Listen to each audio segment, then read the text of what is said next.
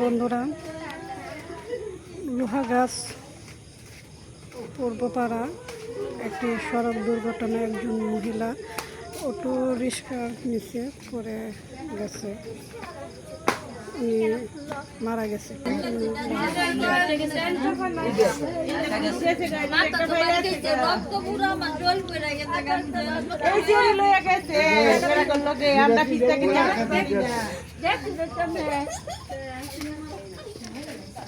এখানে এলাকাবাসী সবাই এসেছে দেখার জন্য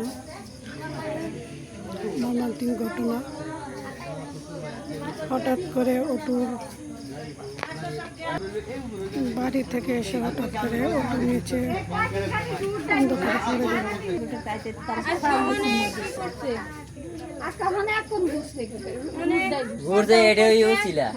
অনেক কথাও কইছে, অনেক কি